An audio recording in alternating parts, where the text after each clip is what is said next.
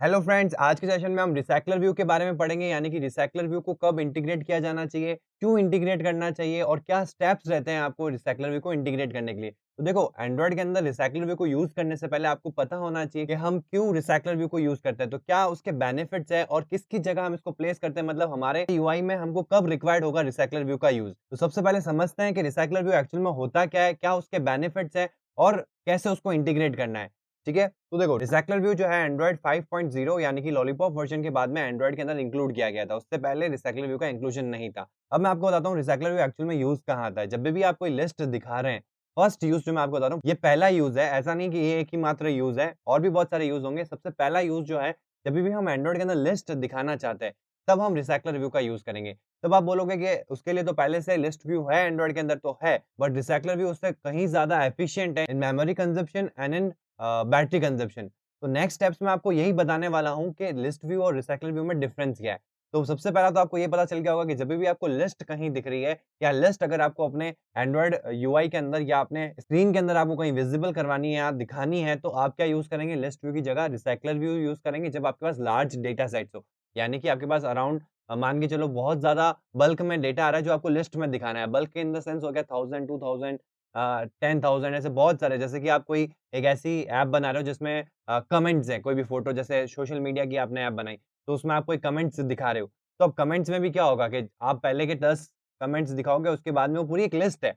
मतलब जितने भी कमेंट्स अभी तक उस पे हुए हैं, आप उसके अंदर क्या कर सकते हैं, या तो रिसेंट से लीस्ट रिसेंट वाला ऐसा कुछ दिखा सकते हैं, या सबसे पहला कमेंट सबसे पहले और सबसे लास्ट कमेंट सबसे बाद में। तो ऐसा भी आप दिखा सकते हैं। तो उसमें भी क्या होगा, एक लिस्ट यूज़ आ रही है। या फिर मैं बात करूँ, कोई आप चैट एप्लीकेशन दिखा रहे हैं, तो चैट एप्लीकेशन के अंदर जो लिस्ट होती है, जैसे यूज़र के जितने भी कॉन्टैक्ट्स हैं, तो वहाँ उस चैट ऐप के अंदर वो दिख जाएँगे कि किस-किस से उसने बात कर रखी है इन रिसेंट। ठीक है? जो सबसे रिसेंट ने जिससे बात करी वो टॉप पे दिख रहा होगा, सबसे लीस्ट रिसेंट होगा, सबसे बॉटम में दिख रखा होगा, और जिससे बात ही नहीं करी उस कॉन्टैक्ट का कोई भी लिस्ट में नेम नहीं होगा। तो ये आप व्हाट्सएप में देख सकते हैं। तो उस टाइप की पर्टिकुलर कभी आपको लिस्ट चाहिए, तो आप लिस्ट व्यू ना यूज़ करते हुए आप क्या यूज़ करेंगे, रिसाइक्लर व्यू को यूज़ करेंगे। अब मैं आपको बताता हूँ कि दिखेगा कैसे आपका जो रिसाइक्लर व्यू है, वो व्यू कैसा दिखता है। तो आप ये देख सकते हैं, नॉर्मल जब हमने एक लिस्ट व्यू करी थी, तो उसके अंदर भी हम कस्टमाइज़ेशन कर सकते हैं। बट बाय डिफ़ॉल्ट एंड्रॉइड के अंदर जो आपका लिस्ट व्यू मिलता है, उसमें डिफ़ॉल्ट लेआउट से हम डिफ़ॉल्ट लिस्ट व्यू भी लगा सकते हैं। लेकिन रिसाइक्लर व्यू में ऐसा कुछ नहीं होता। रिसाइक्लर व्यू में आपको अगर सिंपल लिस्ट भी बनानी है, तब भी आपको अपना खुद का लेआउट बनाना पड़ेगा, जो आपको एज़ अ व्यू बार-बार यूज़ करना है। ठीक है? तो इसके केस में क्या होता है कि जब आपको कस्टमाइज़ेशन भी करनी है, क्योंकि लिस्ट व्यू के अंदर आपको बाय डिफ़ॉल्ट लेआउट्स मिल जाते हैं, तो हम ज़्यादातर कस्टमाइज़ेशन नहीं करते। बट रिसाइक्लर व्यू के अंदर क्या होगा कि आपको एक खुद का लेआउट बनाना ही पड़ेगा, सारी चीज़ें खुद से मैनेज करनी पड़ेगी, इसलिए कस्टमाइज़ेशन भी इसमें और एफिशिएंट हो जाता है। ठीक है? प्लस इसका जो मेमोरी एडवांटेज है, वो तो मैं आपको आगे डिस्कस कराऊँगा कि क्यों हमको लिस्ट व्यू की जगह रिसाइक्लर व्यू को यूज़ करना चाहिए। ठीक है? अब यहाँ पे आप देख सकते हैं कि जैसे मैंने आपको बताया था कि केवल एक मेन फैक्टर है कि लिस्ट व्यू की जगह हम इसको यूज़ करते हैं। दूसरा मेन फैक्टर आप राइट हैंड साइड में देख सकते हैं कि यहाँ पे मैंने ग्रिड लेआउट भी दिखाया है। तो ग्रिड पैटर्न भी अगर आपको यूज़ करना है, तो वो भी आप रिसाइक्लर व्यू के थ्रू यूज़ कर सकते हैं। जैसे अगर मेरे को लिस्ट में लिस्ट पैटर्न दिखाना है, यानी कि लीनियर पैटर्न दिखाना है, तब तो मैं यूज़ करूँगा ही। लेकिन अगर मेरे को ग्रिड पैटर्न दिखाना है, मेरे को स्पैन काउंट के अंदर, मतलब कि 3 कॉलम्स हैं एंड जितनी भी रोज़ है मेरे को उसको फर्दर दिखानी है, ठीक है? या फिर 4 कॉलम है और उसको रोज़ में दिखाना है। तो वो भी मैं किसके थ्रू कर सकता हूँ? रिसाइक्लर व्यू के थ्रू कर सकता हूँ। आगे मैं आपको एक और चीज़ बताऊँगा, स्टैगर्ड व्यू भी यूज़ आता है। जब आपके आइटम्स जो आप यूज़ करने वाले हैं, उनका जो विड्थ और हाइट फिक्स नहीं है, तो आप एक स्टैगर्ड व्यू भी दिखा सकते हैं रिसाइक्लर व्यू के हेल्प से। ठीक है? यहाँ पे आप उनका एक बेसिक व्यू देख सकते हैं कि जब आप रिसाइक्लर व्यू यूज़ करेंगे, तो आपके स्क्रीन पे दिखेगा कैसे। तो एक नॉर्मल जैसे हमारा लिस्ट व्यू होता है या एक ग्रिड लेआउट होता है, वैसा कुछ दिखेगा, लेकिन इसका जो बैकग्राउंड प्रोसेस है, वो बहुत ही मेमोरी एफिशिएंट है। इसको हम प्रैक्टिकली इंटीग्रेट करेंगे, तब आपको ये चीज़ का रियलाइज़ेशन होगा। ठीक है? अब चलते हैं हम एक्चुअल में ये देखने के लिए कि हम रिसाइक्लर व्यू को क्यों यूज़ करें। मतलब हमारे पास ग्रिड लेआउट है, हमारे पास लिस्ट व्यू है, तो हम क्यों रिसाइक्लर व्यू को यूज़ करें। तो अभी हमने देखा कि मेमोरी एफिशिएंट होता है, ये सिर्फ़ मैंने आपको एक कॉन्सेप्ट बताया कि इसलिए हम इसको यूज़ करते हैं। लेकिन एक्चुअल में मेमोरी एफिशिएंट होता कैसे है? क्या मेन फैक्टर्स हैं जो इसको मेमोरी एफिशिएंट बनाते हैं?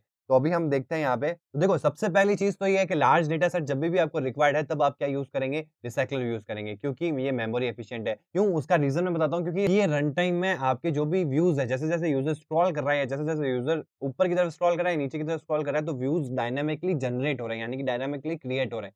यानी कि पहले से उनको मेमोरी एलोकेशन नहीं मिलती। तो लिस्ट व्यू में क्या होता है, जैसे कि लिस्ट के अंदर 1000 एलिमेंट्स आपको लोड करवाने हैं, तो आपकी स्क्रीन पे तो 7 एलिमेंट्स ही दिख रहे हैं, लेकिन जैसे ही लिस्ट व्यू को आपने सेटअप किया, तभी सारे 1000 एलिमेंट्स जो है वो उनको मेमोरी एलोकेट हो गई। लेकिन अगर मैं बात करूँ रिसाइक्लर व्यू की, तो रिसाइक्लर व्यू की स्क्रीन पे जितने आपको एलिमेंट्स दिखते हैं, प्लस 2 अबव एंड 2 बिलो, ये 2 एलिमेंट्स यानी कि 7 एलिमेंट्स अगर दिख रहे हैं तो 2 अबव एंड 2 बिलो यानी कि 11 एलिमेंट को ही वो मेमोरी एलोकेट करता है एंड इन्हीं को वो रिसाइकल करता है। जैसे कि नाम भी सजेस्ट कर रहा है रिसाइक्लर व्यू मतलब इस टर्म को अगर हम समझे यानी कि रिसाइकल एक साइकिल होती है, कोई भी चीज़ की एक लाइफ साइकिल होती है जहाँ से वो क्रिएट हुआ, जहाँ वो डिस्ट्रॉय हुआ। तो ये एक तो सिंपल साइकिल हो गई। अगर मैं इसी साइकिल को रीयूज़ करूँ या वापस से चला दूँ, तो उस चीज़ को हम कहते हैं रिसाइकल करना। जैसे आपके डेस्कटॉप पे रिसाइकल बिन होता है, आप कोई भी फाइल डिलीट करते हो तो वहाँ से आप वापस रिस्टोर कर सकते हो। ठीक है? कोई भी जहाँ पे भी आपको रिसाइकल जैसे आपको ऐसी चीज़ आप यूज़ कर रहे हो, जिसका एक टाइम जो साइकिल था वो आपने यूज़ कर लिया, उसके बाद भी आप उसको वापस रीयूज़ कर रहे हो किसी और पर्टिकुलर चीज़ के लिए, तो हम क्या कहते हैं हमने इस चीज़ को रिसाइकल कर लिया। या मैंने कोई चीज़ को जनरेट किया विद द यूज़ ऑफ वो एलिमेंट्स जो कि पहले से खत्म हो चुके हैं, मतलब उनका आपको नीड नहीं है, आपका कोई यूज़ नहीं है, वो सिर्फ़ और सिर्फ़ डस्टबिन में जाएँगे। और उन आइटम्स को मैंने क्या किया डिस्ट्रॉय करने के बजाय मैंने उसको किसी पर्टिकुलर चीज़ में रिसाइकल कर लिया, मतलब किसी और दूसरी चीज़ में उसको यूज़ कर लिया। तो उस चीज़ को कहते हैं कि मैंने उस आइटम को या उस पर्टिकुलर चीज़ को क्या कर दिया रिसाइकल कर लिया। तो ये चीज़ ये जो टर्म है काफ़ी कॉमन है कि हम कोई भी साइकिल को वापस चला देते हैं किसी भी मतलब एक कोई भी चीज़ जिसका अपना एक प्रोसेस है वो कंप्लीट होने के बाद भी उसको हम रीयूज़ कर रहे हैं, तो उस पर्टिकुलर चीज़ को कहते हैं रिसाइकिल करना। तो यहाँ पे रिसाइक्लर व्यू का मतलब क्या है हम एक व्यू को रिसाइकिल करने वाले हैं। जैसे कि मैंने आपको बताया कि एक स्क्रीन पे अगर 7 एलिमेंट्स दिखते हैं, तो 2 ऊपर एलिमेंट्स को ये मेमोरी एलोकेट करेगा, 2 नीचे एलिमेंट्स को ये या 2 नीचे व्यू को मेमोरी एलोकेट करेगा। अब जैसे-जैसे आप स्क्रॉल करेंगे, तो क्या होगा नीचे वाले जो एलिमेंट्स हैं वो आपको दिखते रहेंगे, तो ऊपर वाले एलिमेंट्स जो है, जो इनविजिबल हो रहे हैं यहाँ पे, वो नीचे की तरफ सेट होते जाएँगे। जैसे-जैसे मैं नीचे की तरफ स्क्रॉल करता रहूँगा, तो जो ऊपर वाले अनयूज्ड व्यूज़ हैं, वो नीचे की तरफ एलोकेट कर दिए जाएँगे। तो इनको कहते हैं हम स्क्रैप्ड व्यूज़ या इनको कह सकते हो आप डर्टी व्यूज़ भी कह सकते हैं रिसाइक्लर व्यू के कॉन्सेप्ट के अंदर। जिनका मतलब क्या है कि वो जो व्यूज़ हैं, वो वहाँ पे पहले यूज़्ड आ रखे हैं, लेकिन अब उनका कोई यूज़ नहीं क्योंकि अब यूज़र का जो इंटेंट है, वो नीचे आइटम्स की तरफ आ चुका है। तो ऊपर जो मेरे एक भी व्यू अगर इनविजिबल है, तो मैं उस पर्टिकुलर व्यू को क्या करूँगा,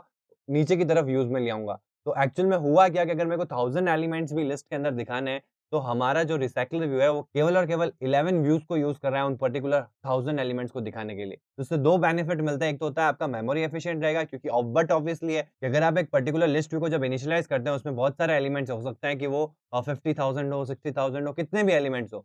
तो जैसे ही मैं उस लिस्ट व्यू को इनिशियलाइज़ करूँगा, तो जितने के जितने एलिमेंट्स हैं, वो सारे के सारे इनिशियलाइज़ हो जाएँगे। दैट मीन्स उन सबको memory allocate in one click मिल जाएगी। मतलब जैसे ही हमारा ऑन क्रिएट मेथड कॉल होता है या जैसे ही मैंने लिस्ट व्यू को सेटअप किया है, उसका एडेप्टर उस पे सेट किया है, तभी उनको सबको मेमोरी एलोकेट मिल जाएगी। अब रिसाइक्लर व्यू में क्या होता है, जहाँ पे एक 1000 एलिमेंट्स को सेट करने के लिए 1000 मेमोरी एलोकेशन हो रहे हैं, यहाँ पे कितने हो रहे हैं? 11 एलोकेशंस हो रहे हैं। अगर छोटा फ़ोन है, तो और कम एलोकेशन होंगे, बड़ा फ़ोन है, तो ज़्यादा से ज़्यादा 16 एलिमेंट्स होंगे या 20 एलिमेंट्स ज़्यादा से ज़्यादा। उससे ज़्यादा आपको नहीं होगा कि इतनी बड़ी स्क्रीन नहीं होगी जिसमें एक बार में आपको 20 एलिमेंट दिख जाए। तो ऑलमोस्ट अगर 1000 की जगह 20 एलिमेंट को मेमोरी एलोकेट हो रही है रन टाइम में एट पर्टिकुलर वन क्लिक। अब मैं जैसे-जैसे स्क्रॉल करता जाऊँगा, तो ऐसा नहीं है कि वो जो मेमोरी एलोकेशंस है वो बढ़ते रहेंगे। जैसे-जैसे मैं स्क्रॉल करता जाऊँगा, तो जो व्यू इनविजिबल हो रखे हैं, उन्हीं को वापस रीयूज़ कर दिया जाएगा नीचे की तरफ, जहाँ यूज़र को फिर नया कंटेंट दिखाने के लिए काम में आ सकता है। देन अगर मैं स्क्रॉल अप करता हूँ, तो अब नीचे वाले व्यूज़ जो है वो इनविजिबल हो रहे हैं, तो नीचे वाले व्यूज़ जो है वो उनको ऊपर यूज़ कर लेगा। तो ये कॉन्सेप्ट पे आपका फर्स्ट ऑफ ऑल जो मेमोरी एफिशिएंट है वो हमने समझा। दूसरी चीज़ जो है वो आपका जो स्क्रॉलिंग है वो भी काफ़ी ज़्यादा स्मूथ हो जाती है, इस पर्टिकुलर रिसाइक्लर व्यू के अंदर, ठीक है? जैसा कि नाम सजेस्ट करता है recycler view means recycles the view, ठीक है? तो यही कुछ पॉइंट्स हैं जो मैंने यहाँ पे डिस्कस किया कि वो कैसे बेटर है। बाकी सारे वो व्यूज़ जिन पे लार्ज डेटा सेट हमको लगाना होता है, जैसे लिस्ट व्यू हो गया, ग्रिड लेआउट हो गया, तो उन सबसे बेटर है आपका रिसाइक्लर व्यू। तो अभी आप यहाँ पे जो मैंने आपसे डिस्कस किया था लिस्ट व्यू और रिसाइक्लर व्यू के अंदर, तो ये चीज़ आप यहाँ पे स्क्रीन पे देख सकते हैं कि लिस्ट व्यू कैसे सेटअप होता है और रिसाइक्लर व्यू कैसे सेटअप होता है। तो राइट हैंड साइड में आप देख सकते हैं कि स्क्रीन पे जितने आइटम शो होने चाहिए थे, उतने तो सेट करेगा ही, मतलब उनको तो मेमोरी एलोकेशन मिलेगा ही मिलेगा। और क्या करेगा 2 बैकअप के लिए ऊपर बनाएगा और 2 बैकअप के लिए नीचे बनाएगा। अब उनका बैकअप बनाना भी इम्पोर्टेंट है क्योंकि देखो यूज़र जब स्क्रॉल अप कर रहा है, तो ऐसा नहीं होना चाहिए कि जैसे-जैसे वो स्क्रॉल कर रहा है, जैसे-जैसे व्यू आ रहा है, वैसे-वैसे क्रिएट हो रहा है। ऐसा तो पॉसिबल ही नहीं है। तो हमको पहले से बैकअप में 2 व्यूज़ ऊपर क्रिएट करके रखने पड़ेंगे, 2 व्यूज़ नीचे क्रिएट करके रखने पड़ेंगे। तो उससे क्या होगा कि अगर यूज़र स्क्रॉल करता है तो उसी टाइम पे उसको वो जो बैकअप में व्यूज़ है वो दिखते रहे और बाकी जो नीचे वाले जो जैसे अगर स्क्रॉल अप करा तो नीचे वाले जो व्यूज़ हैं, वो जो इनविजिबल हो रहे हैं, तो उन्हीं को हम नीचे एज़ अ बैकअप देखा जाए तो ये बैकअप वाले व्यूज़ ही सेट हो रहे हैं। आपकी स्क्रीन पे आपको ऐसा लगेगा कि कोई चेंज नहीं है, तो वो इसलिए हो रहा है क्योंकि 2 ऊपर बैकअप है और 2 नीचे बैकअप है। ऐसा नहीं है कि जैसे आप नीचे स्क्रॉल कर रहे हैं तो उसी समय वो क्रिएट होके दिख रहा है, नहीं। 2 पहले से बैक्ड अप पड़े हैं। ऐसा पॉसिबल ही नहीं है कि रन टाइम में यूज़र को पहले दिख जाए क्रिएट होने से। तो पहले क्रिएट होगा फिर ही तो दिखेगा। तो वो क्या चाहता है कि अगर यूज़र स्क्रॉल करे तो एटलीस्ट 2 डमी जो ऊपर के साइड में लगा रखे हैं और 2 डमी नीचे लगा के रखें, तो वो दिख जाए। और जब तक कि वो देखे तब तक वो 2 और को तैयार कर देगा नीचे की तरफ, अगर स्क्रॉल अप कर रहा है तो ऊपर की तरफ। तो ये प्रोसेस चलता रहता है रिसाइक्लर व्यू के अंदर। और वहीं मैं देखूँ अगर लिस्ट व्यू की तरफ लेफ्ट हैंड साइड में, तो यहाँ पे रन टाइम में जितनी डेटा सेट की जो साइज़ है, जितने एलिमेंट्स हैं उस डेटा सेट के अंदर, उन सब के सबको यहाँ पे क्या हो जाता है, व्यू एलोकेट हो जाता है, यानी कि उनको मेमोरी एलोकेट हो जाती है। तो ये बेसिकली डिफरेंस है इन दोनों के बीच में। अब मैं यहाँ पे आपको जो भी प्रोसेस आपने समझा था उसको आप प्रैक्टिकल व्यू से देख सकते हैं कि एक्चुअल में होता क्या है। तो यहाँ पे देखो जो ब्लू कलर का बैकग्राउंड आपको दिख रहा है वो एक्चुअल में हमारी जो विजिबल स्क्रीन है, ये स्क्रीन है। तो अभी देख सकते हैं स्क्रीन के अंदर 2 ही आइटम दिख रहे हैं आपको, ठीक है? तो एक यहाँ पे आपको फर्स्ट ये दिख रहा है एंड सेकंड ये दिख रहा है। मतलब इस स्क्रीन के ऊपर 2 ही आइटम्स एट अ टाइम दिखते हैं। तो ये क्या कर रहा है, एक बैकअप में ऊपर तैयार करके रखता है और एक बैकअप में नीचे तैयार करके रखता है, ठीक है? और ये रिसाइक्लर व्यू क्या करेगा, जैसे-जैसे स्क्रॉल होगा, यहाँ पे आप स्टेप्स देख सकते हैं कि जब स्क्रॉल डायरेक्शन अप का है, मतलब कि मैं ऐसे स्क्रॉल कर रहा हूँ, तो ये जो आपको व्यू दिख रहा है, जो ब्लैक एंड व्हाइट में दिख रहा है, ये पहले विजिबल था यहाँ पे। जैसे ही मैंने स्क्रॉल किया तो अब ये इनविजिबल हो गया। तो ये जो व्यू है ये कहाँ चला जाएगा, डर्टी व्यूज़ में, यानी कि जो बैकअप व्यूज़ है, जिनको अब इनविजिबल हो चुका है, तो अब इनको मैं नीचे की तरफ सेट कर सकता हूँ। मतलब इन्हीं व्यू को मैं वापस नए कंटेंट के साथ में नीचे की साइड में सेट कर सकता हूँ। तो ये जो व्यू है, ये यहाँ पे आप प्रोसेस देख सकते हैं, ये जो स्क्रैप व्यू, इनको डर्टी व्यूज़ भी कहते हैं हम। तो ये यहाँ पे बैकअप में जो बनते हैं, 4 मैंने कहा था, 2 ऊपर की तरफ, 2 नीचे की तरफ। तो यहाँ प्रोसेस आप देख सकते हैं।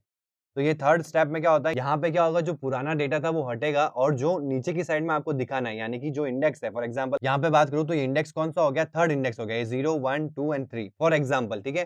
तो अब यहाँ पे इस पर्टिकुलर चीज़ को दिखाने के लिए ये जो व्यू है, यहाँ नीचे की तरफ सेट हो रहा है, ठीक है? अब ये व्यू सेट कैसे हो रहा है, वो पर्टिकुलर जो व्यू था हमारा पुराना वाला, उस व्यू के ऊपर जो पर्टिकुलर थर्ड थर्ड इंडेक्स पे जो डेटा है, वो अब सेट किया जा रहा है और उसको यहाँ पे थर्ड इंडेक्स पे लगाया जाता है, ठीक है? तो यहाँ पे आप देख सकते हैं कि केवल और केवल 4 व्यूज़ को यूज़ करते हुए ये जो पूरा रिसाइक्लर व्यू है ये सेट हो जाएगा। यानी कि अगर मैं यहाँ पे 20 एलिमेंट्स भी शो करवाना चाहता हूँ या फिर मैं 2000 एलिमेंट्स भी अगर शो करता हूँ, तो स्क्रीन पे क्योंकि 2 ही व्यू हो सकते हैं, क्योंकि इतना बड़ा मैंने एक अपना रो ले रखा है, ठीक है? तो यहाँ पे स्क्रीन पे 2 ही यूज़ हो सकते हैं, तो मैं केवल 4 व्यूज़ को यूज़ करते हुए पूरा का पूरा जो डेटा सेट है वो दिखा सकता हूँ ऑन स्क्रॉल, या तो अप या डाउन, ठीक है? तो ये बैक साइड स्टोरी होती है रिसाइक्लर व्यू की कि एक्चुअल में रिसाइकल होता कैसे व्यू। तो अब आपको क्लियर हो चुका होगा कि एक व्यू पर्टिकुलरली रिसाइक्लर व्यू के थ्रू कैसे रिसाइकल होता है, ठीक है? अभी मैं आपको बताता हूँ कि एक्चुअल में प्रोसेस क्या होता है। तो देखो, अब आपको इसको इंटीग्रेट करने से पहले क्या चीज़ें दिमाग में रखनी है, कैसे आपको इस पर्टिकुलर चीज़ को सेटअप करना है। देखो, पहली चीज़ आपको क्या करनी है,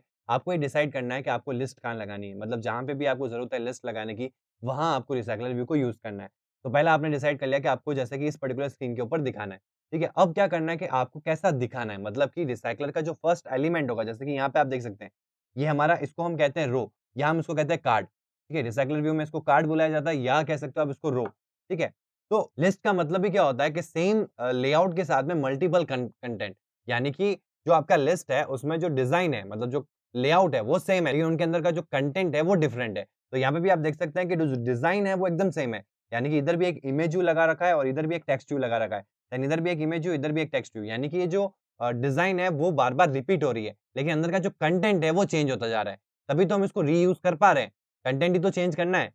समझ में आई चीज़? तो इस चीज़ को समझना बहुत इम्पोर्टेंट है कि आपको अपने लेआउट के अंदर जो आपका डिज़ाइन है वो कैसा चाहिए। मतलब कि आपको अपने रिसाइक्लर व्यू के अंदर जो रो बार-बार रिपीट होगा, डिज़ाइन जो बार-बार रिपीट होगी, कंटेंट की बात नहीं कर रहा, मैं डिज़ाइन की बात कर रहा हूँ जो बार-बार रिपीट करनी है। जैसे व्हाट्सएप की अगर हम बात करें तो व्हाट्सएप में क्या होता है, व्हाट्सएप में एक आपका इमेज व्यू होगा यहाँ पे, जहाँ पे इमेज दिख रही होती है कॉन्टैक्ट की, देन उस कॉन्टैक्ट का नेम दिख रहा होता है, देन जो रिसेंट मैसेज आ रखा होता है वो आ रहा होता है, देन राइट हैंड साइड में टाइम आ रहा होता है, रिसेंट टाइम जहाँ पे उसका लास्ट मैसेज आया, एंड देन काउंट आ रहा होता है, अनरीड काउंट जिसे हम कहते हैं कि भाई कितने मैसेज अनरीड है, आपने इसको अभी तक सीन नहीं किया है। तो ये एक रो होती है। अगर आप देखेंगे तो ये रो जो है या ये जो कार्ड जो है, ये हर डिज़ाइन में सेम है, बस अंदर का कंटेंट जो है वो डिफरेंट है। ठीक है? तो आपको पहले डिसाइड करना है कि आपका ये जो कार्ड है या ये रो है ये कैसी रहने वाली है। तो आपको सबसे पहले क्या करना पड़ेगा, इस कार्ड को या इस रो को डिज़ाइन करना पड़ेगा, जो हमारे रिसाइक्लर व्यू में बार-बार रिसाइकल होगा। यानी कि जो हमारा कंटेनर है, जिसमें हम कंटेंट दिखाएँगे, वो कंटेंट कैसा होने वाला है। तो आपको सबसे पहले तो स्टेप 1 क्या करना है, लेआउट बनाना है। अब आता है सेकंड चीज़, वो होता है आपका डेटा सेट, मतलब जो कंटेंट जो आपको दिखाना है। अब देखो, हम जब भी कस्टमाइज़ेशन कर रहे हैं तो हम ये सोच रहे होंगे कि हम अपने रो के अंदर मल्टीपल व्यूज़ ही दिखाएँ। अब जब भी मल्टीपल व्यूज़ की बात होती है तो आपको जो डेटा सेट बनाना पड़ेगा वो 2 डायमेंशनल बनाना पड़ेगा। दैट मीन्स ऐसा नहीं होगा जैसे आपने लिस्ट व्यू के अंदर किया था, वहाँ पे हमने एक सिंपल अरे ली थी स्ट्रिंग की। क्योंकि वहाँ पे क्या था, हम एक सिंपल टेक्स्ट व्यू का यूज़ कर रहे थे। अगर आपने उस क्लास में देखा होगा तो हमने एंड्रॉइड का जो टेक्स्ट व्यू होता है, उस पर्टिकुलर टेक्स्ट व्यू को यूज़ किया था। तो उसके लिए क्या जो डेटा सेट है वो एक सिंगुलर टाइप हो गया, यानी कि मेरे को अंदर का जो कंटेंट है, एक ही व्यू है तो एक ही व्यू में एक ही डेटा जाएगा। तो जो हमारा डेटा सेट हो गया वो array of singular data type हो गया।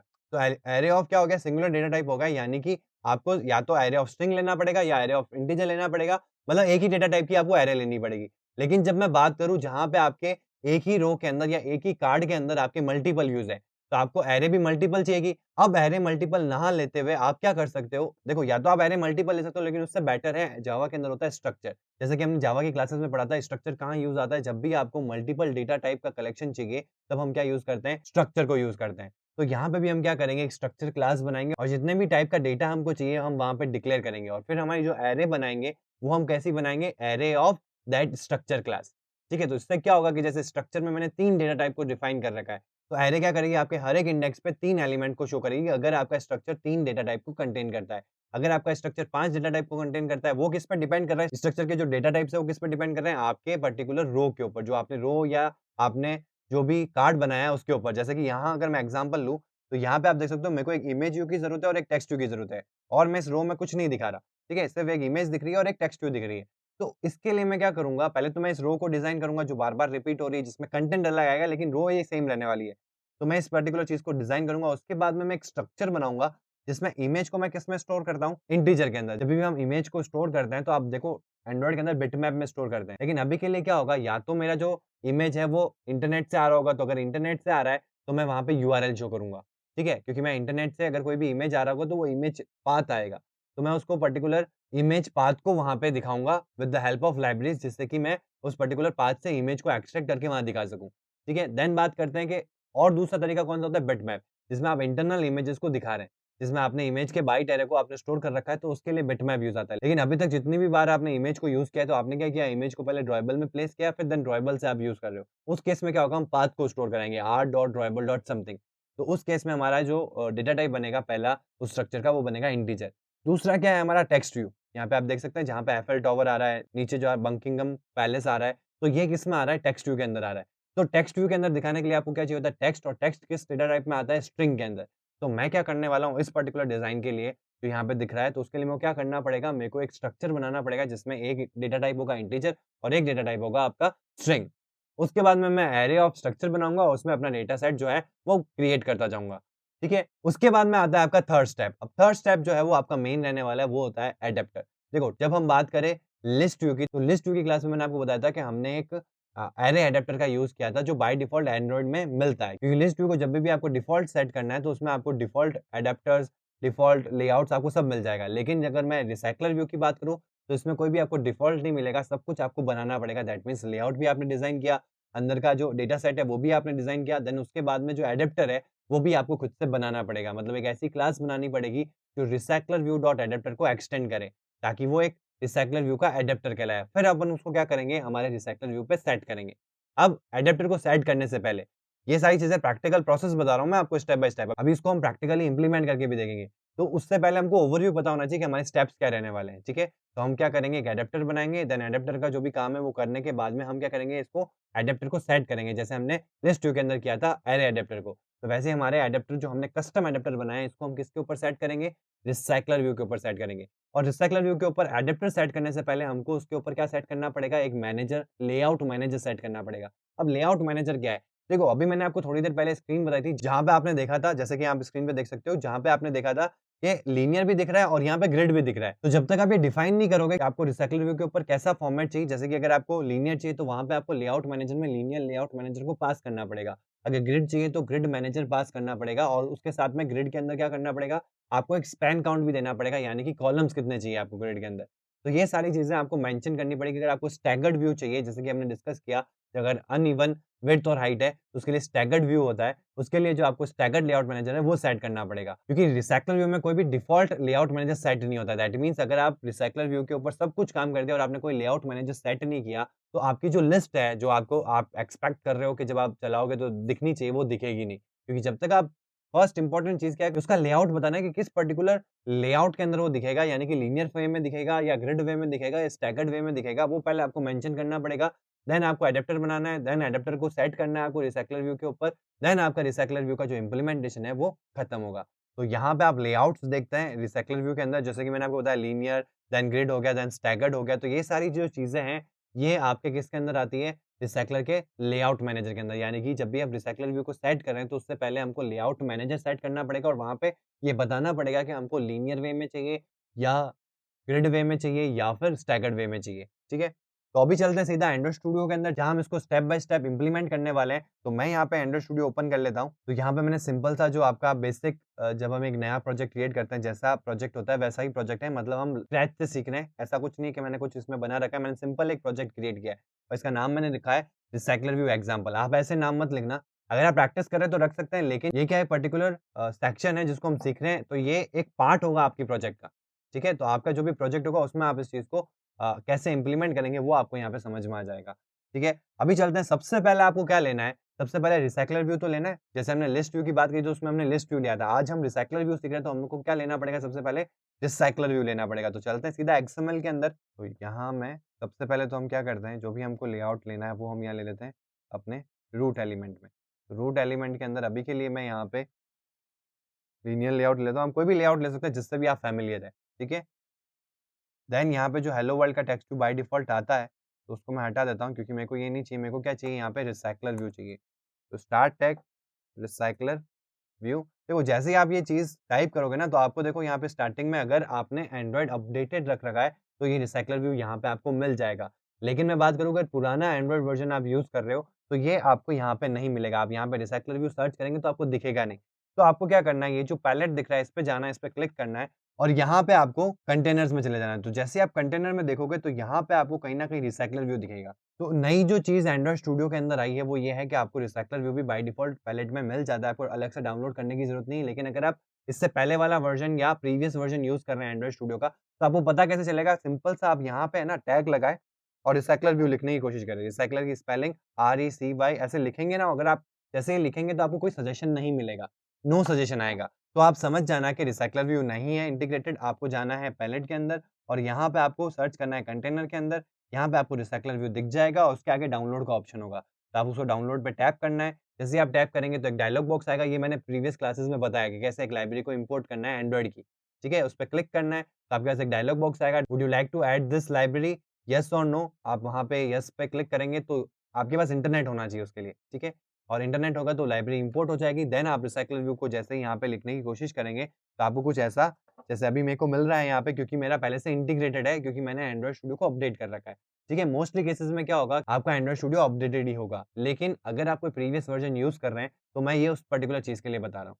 ठीक है? कि इन केस आप पुराना वर्ज़न यूज़ कर रहे हैं या आपने अपडेट नहीं किया है, तो आपको ये प्रॉब्लम फेस करने को मिल सकती है। तो आपको ये चीज़ पता रहनी चाहिए कि आपको अगर ऐसा कुछ ना होता है, तो आपको कैसे इंटीग्रेट करना है रिसाइक्लर व्यू को। ठीक है? आपको यहाँ मिल जाएगा रिसाइक्लर व्यू और अगर उसके आगे डाउनलोड नहीं लिखा हुआ है, दैट मीन्स वो इम्पोर्टेड है और अगर उसके आगे डाउनलोड का आइकन दिख जाता है, दैट मीन्स आपको उसको इम्पोर्ट करना पड़ेगा। अब चलते हैं यहाँ पे रिसाइक्लर व्यू, मैं यहाँ पे एंटर कर देता हूँ। ठीक है? आपको कितने स्क्रीन पे दिखाना है? मेरे को पूरी स्क्रीन पे दिखाना है, तो मैं क्या करूँगा, विड्थ वाइज़ तो मैच प्रिंट और हाइट वाइज़ पहले भी मैंने आपको बताया था, लिस्ट व्यू जब भी आप यूज़ कर रहे हैं, क्योंकि देखो लिस्ट में क्या होगा, स्क्रॉल लगेगा और आपकी स्क्रीन से बाहर जा रहा है। तो वो 5 एलिमेंट्स होंगे या 500 एलिमेंट्स होंगे या 5000 एलिमेंट्स होंगे। हमको हाइट को फिक्स नहीं रखना है, तो हम क्या करेंगे, हमेशा व्रैप कंटेंट लेंगे। ठीक है? जितना कंटेंट है उतनी उसकी हाइट हो जाएगी। ठीक है? और क्या कर देंगे, इसकी एक आईडी दे देते हैं क्योंकि रन टाइम में इसका काम आने वाला है। तो @+id स्लैश जो भी आपको नाम देना है, तो मैं इसका नाम दे देता हूँ रिसाइक्लर कॉन्टैक्ट, क्योंकि यहाँ पे मैं कॉन्टैक्ट की स्क्रीन बनाने वाला हूँ, यानी कि जैसे आपका कॉन्टैक्ट की लिस्ट होती है, वैसा कुछ हम यहाँ पे इंटीग्रेट करेंगे, तो इसलिए मैंने क्या किया, यहाँ पे रिसाइक्लर कॉन्टैक्ट इसका नाम दे दिया है। तो डिज़ाइन वाइज़ मेरा काम हो चुका है इस पर्टिकुलर एक्सएमएल का। अब चलते हैं मेन एक्टिविटी के अंदर और हम सबसे पहला काम क्या करते हैं कि रिसाइक्लर व्यू का ज़रूरत पड़ेगा ही पड़ेगा। तो हम क्या करते हैं, रिसाइक्लर व्यू का एक ऑब्जेक्ट बनाते हैं। देखो आप डायरेक्टली भी कर सकते हो, find view by ID r.id.recycler ठीक है? तो ये डायरेक्टली भी कॉल हो सकता है, आप इसका वेरिएबल बना के भी इसको अलग से वैल्यू असाइन कर सकते हैं, ठीक है? ये चीज़ से तो अब तक आप हैबिचुअल हो चुके हैं कि आईडीज़ फाइंड करनी पड़ती है, क्यों करनी पड़ती है, तो ये हमारा काम हो चुका है। अब इसके ऊपर कोई भी ऑपरेशन अगर मेरे को परफॉर्म करना है, कोई भी चीज़ मेरे को एग्ज़ीक्यूट करवानी है रिसाइक्लर व्यू के ऊपर रन टाइम में, तो वो मैं कर सकता हूँ, ठीक है? तो सबसे पहला काम क्या करना है, देखो डिज़ाइन तो हमको पता है कि हमको कैसी बनानी है, वो उस पे चलेंगे। उससे पहले जो इसका काम है कि हमको कई बार क्या होता है, हम सारा काम करके आते हैं और सीधा एडेप्टर सेट करके स्टार्ट करने की कोशिश करते हैं। तो हम लेआउट मैनेजर सेट करना भूल जाते हैं। तो जैसे ही आप रिसाइक्लर व्यू को यूज़ करें, तो आपको पता ही है आपको लीनियर में दिखाना है कि ग्रिड में दिखाना है। तो यहीं पे क्यों ना सेट कर दें, तो रिसाइक्लर व्यू डॉट कैसे करना है, सिंपल सा लिखना है सेट लेआउट मैनेजर। ठीक है, यहाँ पे आप देख सकते हैं मेथड मिल जाएगा, नाम से समझ में आ रहा है कि हम इसको सेट कर रहे हैं लेआउट मैनेजर को। अब लेआउट मैनेजर नाम से डिफाइन हो रहा है कि जो लेआउट को मैनेज करता है, तो रिसाइक्लर व्यू के लेआउट को जो मैनेज करता है वो लेआउट मैनेजर हमको यहाँ पे सेट करना है।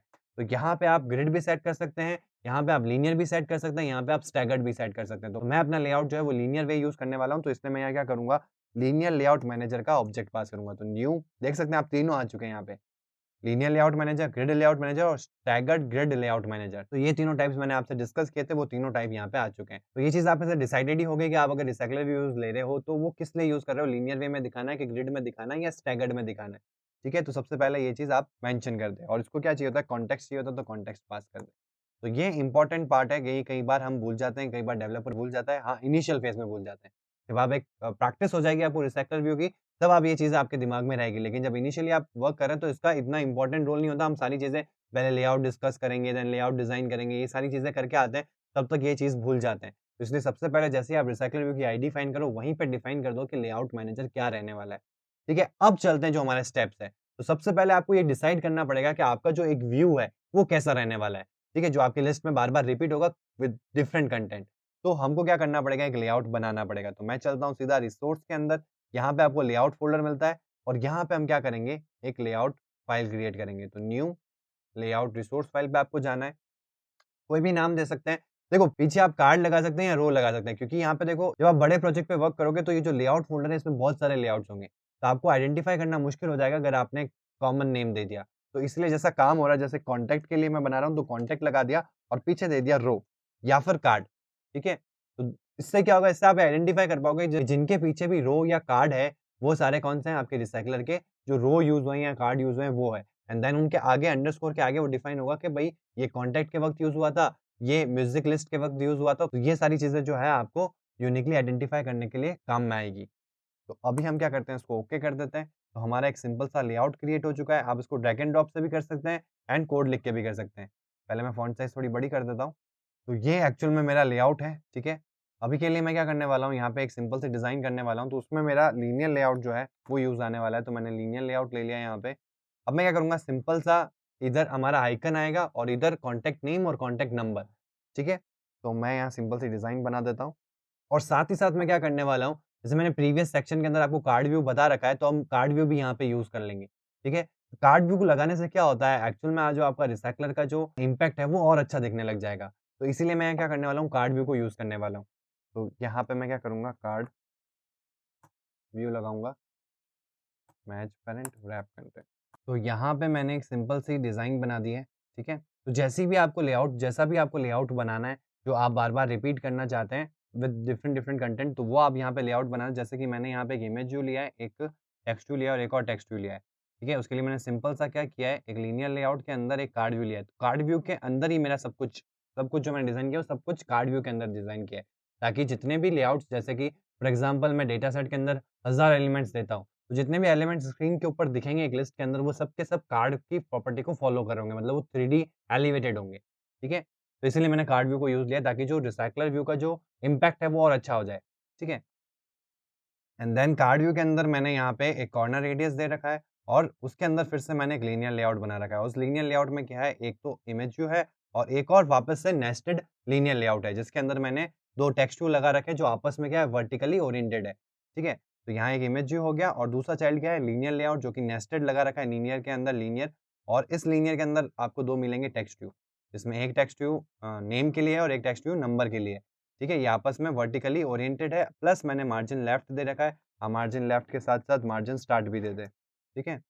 और देखो मैंने यहाँ पे जो सारा नेमिंग वगैरह कर रखा है ना, वो सॉफ्ट कोडेड कर रखा है। तो आप इस चीज़ को जब भी प्रोजेक्ट में काम करें, तब इस चीज़ को ध्यान रखें कि आप इन सारी चीज़ों को कैसे करें, सॉफ्ट कोडेड ना करके हार्ड कोडेड करें। यानी कि स्ट्रिंग वाली फाइल में जाके सारी स्ट्रिंग जहाँ पे भी यूज़ आ रही है, वो स्ट्रिंग वहाँ पे मेंशन करें एंड देन वहाँ पे कॉल करें। ये सिर्फ़ और सिर्फ़ मैं आपको डमी समझा रहा हूँ या प्रैक्टिकल समझा रहा हूँ, इसलिए मैं इन सारी चीज़ों को मैं स्किप कर देता हूँ, क्योंकि जब आप बड़े प्रोजेक्ट पे वर्क करोगे तब इनकी रिक्वायरमेंट है। अभी के लिए इतना ज़्यादा इम्पैक्ट नहीं है इनका, ठीक है?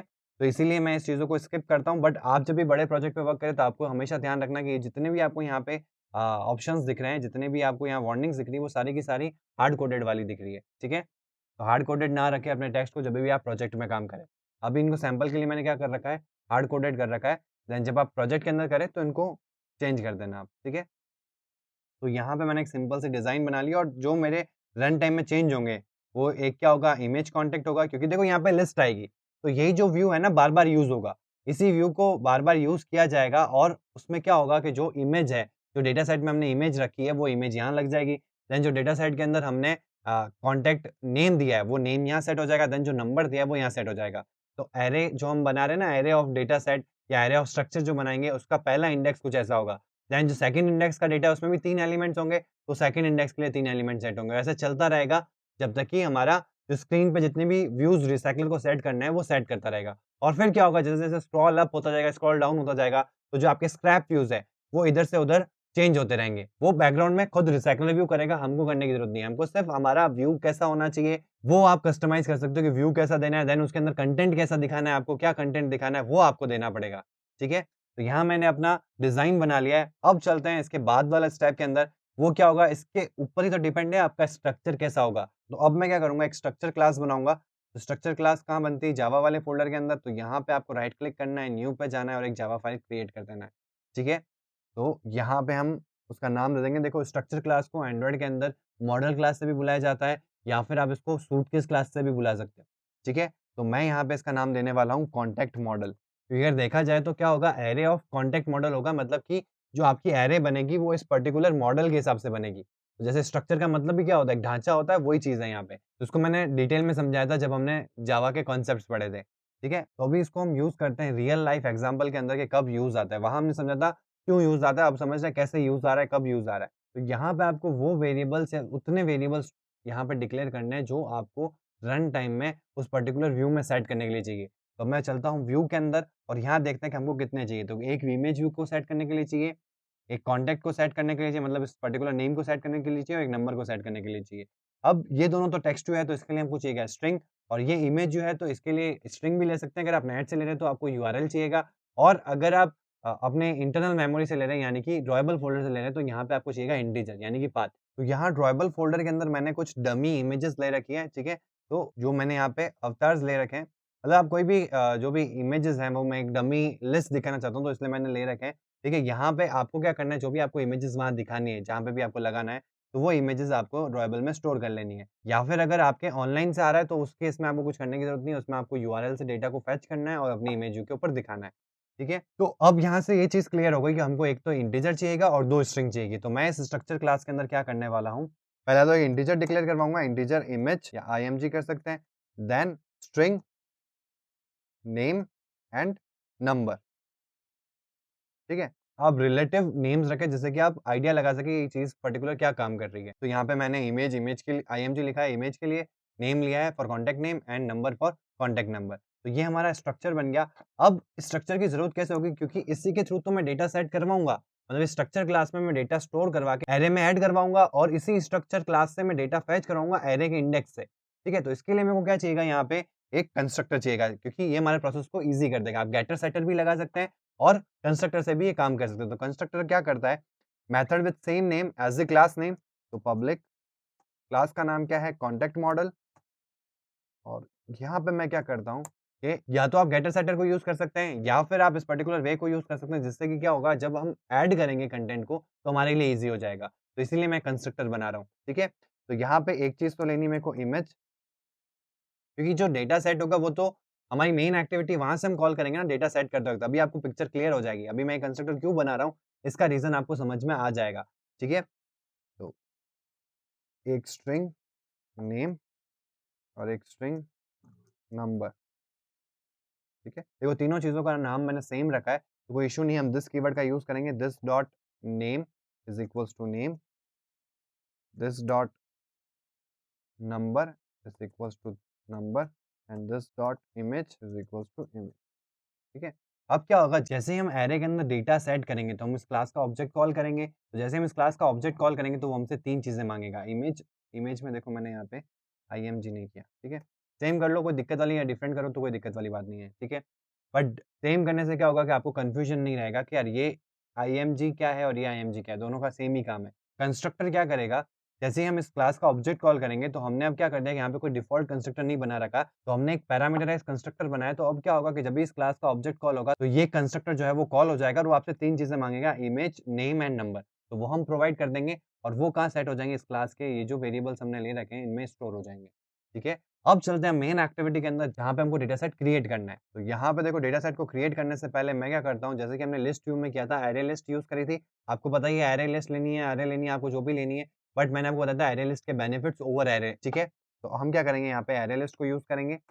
अरे लिस्ट के अंदर अभी तक हम जो टाइप देने वाले थे, वो डेटा टाइप दे रहे थे, जिस पर्टिकुलर टाइप का डेटा है, ठीक है? अभी हम क्या करेंगे, हमने स्ट्रक्चर बनाया, उस स्ट्रक्चर क्लास का जो टाइप है, वो यहाँ पे सेट करना पड़ेगा। क्यों? क्योंकि हम उस पर्टिकुलर टाइप का तो डेटा चाहिए कि अरे के अंदर क्या हो, हर एक इंडेक्स पे 3 चीज़ें स्टोर हो। तो इसीलिए हमको यहाँ पे जो हमने स्ट्रक्चर डिफाइन किया है, कॉन्टैक्ट मॉडल, वो यहाँ पे देना पड़ेगा। और इसका नाम दे देते हैं अरे कॉन्टैक्ट्स। कुछ भी नाम दे सकते हो, ठीक है? इसको इनिशियलाइज़ करना ज़रूरी होता है, जैसे कि मैंने आपको जब भी अरे लिस्ट ली है, तब मैंने आपको बताया कि आपको इनिशियलाइज़ करना होता है बाय डिफ़ॉल्ट। अब इसके बाद में हम इसके अंदर क्या करते हैं, एलिमेंट्स ऐड करते हैं, डेटा ऐड करते हैं। तो कैसे ऐड करोगे आप? अरे कॉन्टेक्स्ट डॉट ऐड। जैसे ही आप ऐड कॉल कर रहे हो, तो देखो ये इसको क्या चाहिए, कॉन्टैक्ट मॉडल क्लास का एक ऑब्जेक्ट चाहिए, ठीक है? तो अब हम इस कॉन्टैक्ट क्लास मॉडल का ऑब्जेक्ट बनाते हैं।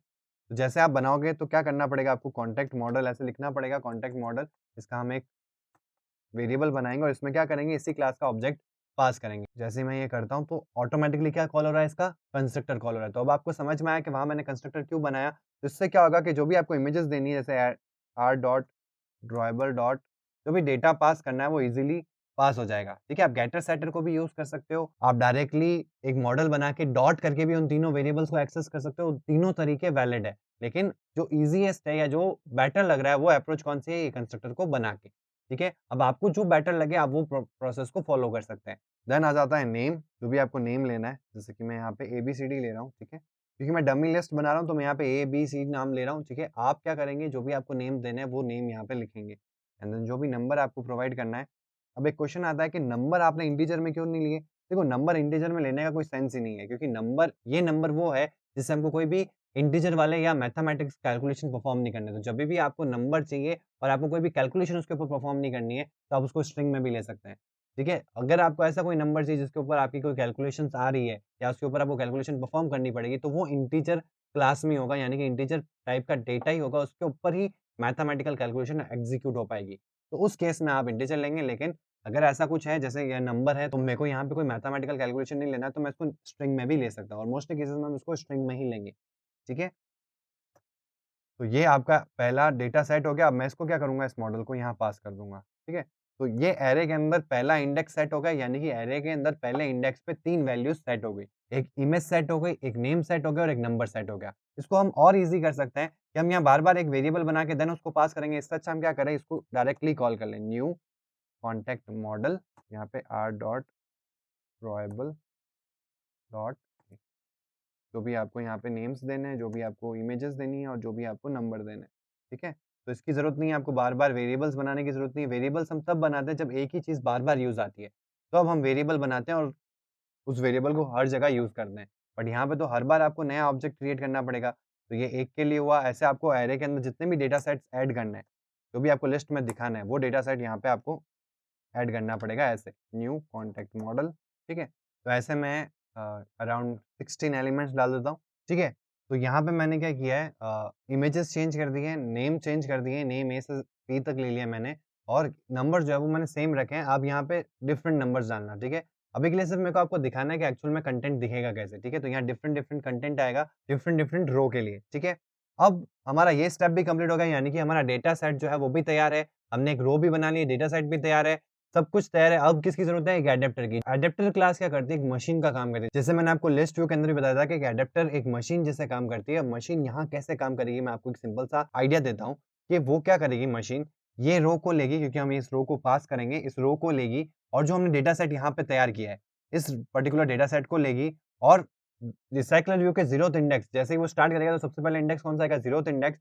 तो वो क्या करेगा, इस डेटा सेट के ज़ीरोथ इंडेक्स से डेटा उठाएगा, मतलब कि इमेज ए उठाएगा, नेम ए उठाएगा और ये नंबर उठाएगा और इस पर्टिकुलर लेआउट के ऊपर वो सारी चीज़ें सेट कर देगा और उसके बाद में ये जो पूरा लेआउट है, वो एज़ इन रिसाइक्लर व्यू पे भेज देगा। मतलब रिसाइक्लर व्यू पे एक फर्स्ट रो सेट हो जाएगी। फिर वो क्या करेगा, अपने इंडेक्स को प्लस-प्लस करेगा, इंक्रीमेंट करेगा।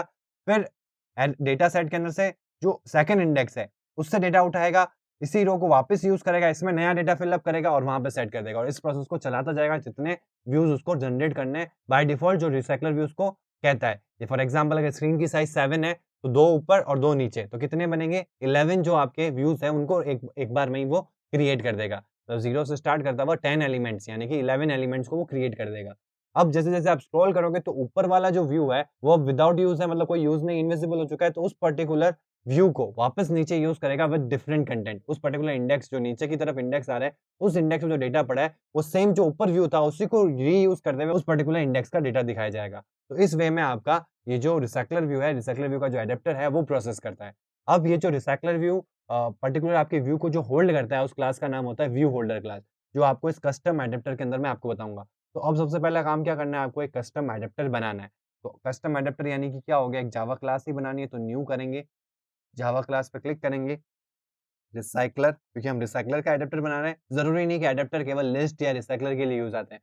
आगे हम व्यू पेजर भी सीखेंगे या मल्टीपल चीज़ों के लिए जब मशीन वाली फंक्शनैलिटी लगानी वहाँ पे एडेप्टर का यूज़ आता है, ठीक है? तो इसीलिए मैं आगे रिसाइक्लर लगा रहा हूँ क्योंकि ये जो एडेप्टर है वो रिसाइक्लर के लिए है एंड देन रिसाइक्लर भी आपके पूरे प्रोजेक्ट के अंदर मल्टीपल हो सकते हैं, ज़रूरी नहीं कि आप एक ही जगह लिस्ट लगाओ। आप मल्टीपल जगह लिस्ट लगा सकते हो तो उस सारी जगह पे आपको रिसाइक्लर एडेप्टर बनाना पड़ेगा। तो मैं किस पर्टिकुलर चीज़ के लिए वो बना रहा हूँ, वो भी नाम मेंशन कर रहा हूँ। तो पहला हो गया रिसाइक्लर, देन कॉन्टैक्ट और फिर आ जाएगा एडेप्टर, ठीक है? तो एडेप्टर किसको डिफाइन कर रहा है कि भई ये एडेप्टर क्लास है, देन एडेप्टर में भी किसके लिए है? रिसाइक्लर व्यू के लिए है, रिसाइक्लर का एडेप्टर है ये और रिसाइक्लर एडेप्टर में भी किसके लिए? कॉन्टैक्ट के लिए। तो मल्टीपल रिसाइक्लर एडेप्टर हो सकते हैं आपके प्रोजेक्ट के अंदर, तो ये उससे डिफरेंशिएट करेगा भई ये जो चीज़ है ये कॉन्टैक्ट के लिए है। दूसरी कौन सी? म्यूज़िक लिस्ट है, तो रिसाइक्लर म्यूज़िक एडेप्टर या म्यूज़िक लिस्ट एडेप्टर ऐसा भी हो सकता है, ठीक है? अब इसको हम क्या करते हैं, ओके कर देते हैं और यहाँ पे हमारी एक क्लास बन जाएगी। इसमें थोड़ा फ़ॉन्ट साइज़ बड़ी कर देता हूँ।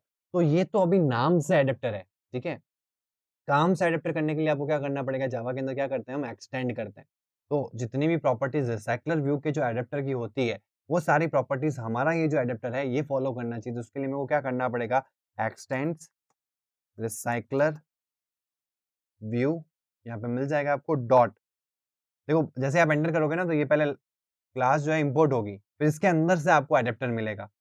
तो यहाँ पे एडेप्टर। तो देखो जैसे ही मैं एडेप्टर को कॉल कर रहा हूँ तो एक ग्रेटर देन लेस देन के साइन के बीच में वीएच आ रहा है। अभी थोड़ी देर पहले हमने डिस्कस किया था कि व्यू को जो होल्ड करता है उसको बोलते हैं व्यू होल्डर। ठीक है? जो यहाँ पे रिसाइकल व्यू के अंदर जो आपका व्यू बार-बार जो रीयूज़ हो रहा है वो किसके अंदर होगा? व्यू होल्डर के थ्रू होगा। तो जो व्यू को होल्ड करता है उसे कहते हैं व्यू होल्डर और उसका क्लास यहाँ पे आपको बनाना पड़ेगा। तो ये वो उसी क्लास का रेफरेंस माँग रहा है। तो आपको सिंपल सा कुछ नहीं करना है, एडेप्टर लेना है और greater than less than sign लगा देना है। ठीक है? अभी रेड लाइन आ रही है, आने दो। अब क्या करना है इस क्लास के अंदर फिर से आपको एक इनर क्लास बनानी है, उस क्लास का नाम क्या देंगे हम? पब्लिक क्लास व्यू होल्डर, ठीक है? आप नाम कुछ भी दे सकते हैं लेकिन व्यू होल्डर देंगे तो आपको रिलेवेंट लगेगा। तो इसलिए मैंने व्यू होल्डर के रेफरेंस के लिए जो क्लास बनानी थी वो व्यू होल्डर के नाम से ही बनाई है, ठीक है? तो ये मेरी सिंपल क्लास बन गई। अब ये भी नाम से व्यू होल्डर है, काम से व्यू होल्डर नहीं है, तो इसको भी हमको किससे एक्सटेंड करना पड़ेगा ताकि ये व्यू होल्डर की जो रिसाइकल व्यू का व्यू होल्डर था उसकी प्रॉपर्टी को फॉलो करे, उसकी प्रॉपर्टी को इनहेरिट करे। तो इसलिए मेरे को क्या करना पड़ेगा extends recycler view dot view holder. तो जैसे ही मैं इस क्लास को यहाँ पे एक्सटेंड कर रहा हूँ, तो इससे कुछ एब्स्ट्रैक्ट फंक्शंस होते हैं, एब्स्ट्रैक्ट मेथड्स होंगे जो आपको यहाँ पे ओवरराइड करने ही पड़ेंगे। जब भी हम जावा के अंदर कोई भी क्लास को एक्सटेंड करते हैं, तो उसके अंदर कोई एब्स्ट्रैक्ट मेथड होता है, तो उसको आपको ओवरराइड करना पड़ता है। वही कॉन्सेप्ट यहाँ पे और या फिर कोई कंस्ट्रक्टर कॉल है, तो उसको भी आपको यहाँ पे इम्प्लीमेंट करना पड़ेगा। तो यहाँ पे देखो जैसे ही आप इसके पास जाओगे, तो आपके पास जैसे ही रेड लाइन आई, इस पे आपको ऑल्ट प्लस एंटर करना है। तो यहाँ पे क्या कह रहा है क्रिएट कंस्ट्रक्टर मैचिंग सुपर। तो देखो कंस्ट्रक्टर कैसे बनता है इस क्लास के अंदर आपको एक कंस्ट्रक्टर बनाना है जो आपके व्यू जो यहाँ पे मिलेगा उसको आगे भेजेगा किसमें व्यू होल्डर क्लास के अंदर। तो यहाँ पे कंस्ट्रक्टर कैसे बनाएंगे देखो method with same name as the class name but no return type is known as the constructor. तो यहाँ पे हम क्या करते हैं पब्लिक व्यू होल्डर, ये मैंने कंस्ट्रक्टर बना लिया। लेकिन यहाँ पे केवल व्यू होल्डर नहीं है, यहाँ पे आएगा व्यू, क्योंकि जब भी हम क्लास बनाएंगे तो यहाँ व्यू एक्चुअल में आपको मिलेगा। तो यहाँ मैं व्यू क्लास का ऑब्जेक्ट जो है वो बनाऊंगा, ऑल्ट प्लस एंटर कर दो और यहाँ पे ए कर दो या ए या जो भी आपको देना है। जैसे बाय डिफ़ॉल्ट जो एंड्रॉइड में मिलता है वो होता है आइटम व्यू, ठीक है? और इसके अंदर आपको क्या करना है सुपर मेथड कॉल करना है। देखो ये मैं आपको पूरा लिख के बता रहा हूँ, ये बाय डिफ़ॉल्ट आपको मिल जाएगा। सुपर के अंदर इस व्यू को आगे भेज देना है। तो एक्चुअल में होगा क्या कि जब भी हम व्यू होल्डर क्लास को कॉल करेंगे तो हमको साथ में क्या भेजना पड़ेगा? व्यू भेजना पड़ेगा। कौन-सा व्यू? जो हम यहाँ पे देंगे। अब ये व्यू यहाँ पे आएगा रेफरेंस में और यहाँ पे हम इसको पास करेंगे। तो वो व्यू कहाँ चला जाएगा? सुपर यानी कि इस पर्टिकुलर व्यू होल्डर क्लास के अंदर। तो एक्चुअल में आपका व्यू जो है वो व्यू होल्डर को मिल जाएगा इस प्रोसेस से। तो ये जो पूरा कोड लिखा है वो इस पर्टिकुलर चीज़ को एग्ज़ीक्यूट करवाने के लिए रन टाइम में, ठीक है? और अब यहाँ पे ऑल्ट प्लस एंटर करेंगे क्योंकि अब जो आपने व्यू होल्डर बनाया उसका रेफरेंस आपको यहाँ पे देना है। तो वो किस क्लास के अंडर है? रिसाइक्लर कॉन्टैक्ट एडाप्टर के अंदर व्यू होल्डर है। तो आपको क्या करना पड़ेगा? Recycler contact adapter dot view holder. जैसे ही आप ये काम करते हैं, तो यहाँ पे जो वैकेंट था व्यू होल्डर वो हमने यहाँ पे प्लेस कर दिया है, ठीक है? अभी भी रेड लाइन आ रही है, क्यों आ रही है उसका रीज़न बताता हूँ। बाय डिफ़ॉल्ट रिसाइक्लर व्यू के एडाप्टर के अंदर आपको 3 ओवररिडन मेथड मिलते हैं। एक होता है ऑन क्रिएट व्यू होल्डर, एक होता है ऑन बाइंड व्यू होल्डर और एक होता है गेट आइटम काउंट। अब देखो नाम से समझ में आ रहा है ऑन क्रिएट व्यू होल्डर पे आपका व्यू होल्डर जो है वो क्रिएट होता है। Then on bind view holder के अंदर क्या होगा? आपका डेटा सेट होगा, बट डेटा बाइंडिंग होगी। तो इस पर्टिकुलर मेथड के अंदर हम डेटा बाइंड करेंगे हमारे व्यू से। And then get item count, actual में एडाप्टर को पता भी तो होना चाहिए कौन सा इसका लास्ट एलिमेंट है। कब तक स्क्रॉल चलता रहेगा, कब कब एक ऐसा पॉइंट आएगा जब उसके बाद में स्क्रॉल जो है वो नहीं होगा, मतलब कौन-सी इसका लास्ट एलिमेंट होगा। तो उसके लिए हमको जो भी डेटा सेट है उसकी साइज़ वहाँ मेंशन करनी पड़ेगी। तो ये जो 3 चीज़ें हैं वो इन पर्टिकुलर 3 मेथड्स के अंदर आप करेंगे। तो यहाँ मैं क्या करता हूँ, ऑल्ट प्लस एंटर करता हूँ और ऑटोमैटिकली यहाँ पे आपको बता रहा है इम्प्लीमेंट मेथड्स, आपको इस पे क्लिक कर देना है। तो ये तीनों मेथड के बारे में हमने अभी डिस्कस किया था, ये तीनों मेथड आपको मिल जाएँगे। तो ओके करते ही ये 3 मेथड आपके पास आ चुके हैं। ठीक है? अब आपकी जो एरर है वो रिज़ॉल्व हो चुकी है। जितनी भी एरर्स यहाँ पे आ रही थी अब रिज़ॉल्व हो गई। अब आपको सारा काम क्या करना है, ऑन क्रिएट वाला ऑन क्रिएट व्यू के अंदर, बाइंड वाला डेटा बाइंडिंग वाला ऑन बाइंड के अंदर एंड जो भी आपको आईडीज़ फाइंड करने वाला काम है, वो काम मिल रहा है आपको। तो जहाँ पे आपको व्यू मिल रहा है, वहाँ पे आपको व्यू सेट करना है। तो ये जो सारा काम है वो इन पर्टिकुलर मेथड्स के अंदर डिवाइडेड है। ठीक है? अभी मैं आपको ये तो मैंने सारी चीज़ें लिख के बताई है। अगर आपको इस प्रोसेस को और ईज़ी करना है तो कैसे करते हैं, वो मैं आपको बताता हूँ। तो मैं सारी चीज़ें एक बार के लिए अनडू करता हूँ। जिससे कि आपको एक बार फिर से ओवरव्यू मिल जाए कि एक्चुअल में कस्टम एडाप्टर बनेगा कैसे और इसको और फास्ट कैसे किया जा सके। ये तो मैंने सारी चीज़ें बेसिक मतलब सारी चीज़ें एक ए टू ज़ेड लिख के बताई है, ठीक है? अब आपको मैं बता रहा हूँ जिसमें आपको लिखना नहीं पड़ेगा, सारी चीज़ें आपको ऑल्ट प्लस एंटर में ही मिल जाएगी। तो वो प्रोसेस आप तब करें जब आप इन चीज़ों से यूज़्ड टू हो जाएँ, ठीक है? इनिशियली आपको इन चीज़ों से यूज़्ड टू होना है, देन आप उस शॉर्टकट को यूज़ करेंगे। तो एक्सटेंड्स जैसे हमने पहले लिखा था एक्सटेंड किससे करना है? रिसाइक्लर व्यू के एडाप्टर से। तो रिसाइक्लर व्यू डॉट एडेप्टर, ठीक है? इसके अंदर इसको व्यू होल्डर क्लास का ऑब्जेक्ट चाहिए, तो आप क्या करो पहले से ही बना दो। रिसाइक्लर कॉन्टैक्ट अभी हमने बनाने के बाद में यहाँ प्लेस किया, अब मैं क्या कर रहा हूँ पहले से मान के चल रहा हूँ कि उसमें एक व्यू होल्डर है और मैंने जिस नाम से उस क्लास को बनाना है वो मैंने यहाँ पे लिख दिया। अब क्योंकि यहाँ पे नहीं है तो एरर जनरेट होगी, आपको कुछ नहीं करना है यहाँ पे ऑल्ट प्लस एंटर कर देना है। तो जैसे ही आप ऑल्ट प्लस एंटर करेंगे, तो यहाँ पे देखो आ रहा है क्रिएट क्लास व्यू होल्डर, तो एंटर कर दो, तो ये ऑटोमैटिकली व्यू होल्डर क्लास को बना देगा, ठीक है? अब आपको यहीं पे जाना है और वापस ऑल्ट प्लस एंटर करना है। यहाँ पे आपको मिलेगा make view holder extend Android X dot recycler view dot विजेट dot recycler view dot view holder, तो हमने मैनुअली किया था, तो वही चीज़ यहाँ पे आपको यहाँ पे ऑप्शन में मिल जाएगा, तो ये ऑटोमेटिकली एक्सटेंड कर देगा।